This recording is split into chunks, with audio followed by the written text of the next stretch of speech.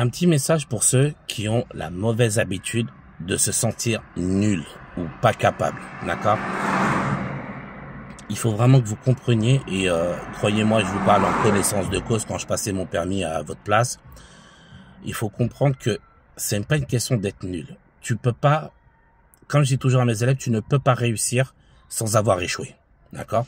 Un élève, que tu l'apprennes à se garer, que tu lui apprennes le volant, que tu lui apprennes l'autoroute, peu importe, il est obligé de faire n'importe quoi. Donc, forcément, si tu comprends bien ce que je veux te dire, tu es obligé d'être nul avant d'être un bon conducteur ou une bonne conductrice, bien évidemment.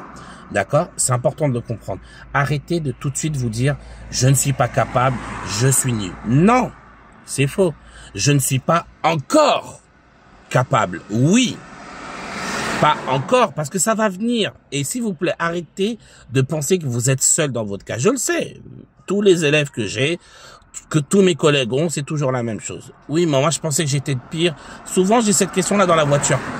Raphaël, rassure-moi, je suis pas le pire ou la pire de tes élèves. Bien sûr que non. Mais bien sûr que non.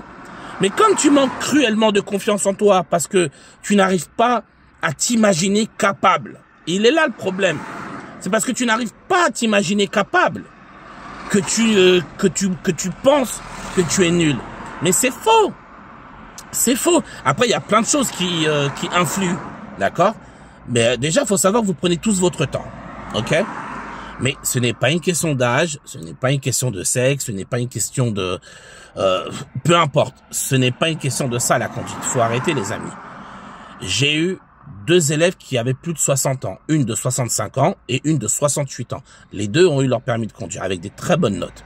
D'accord? Là, je ne veux rien dire. J'ai eu un élève qui était en situation de handicap. D'accord?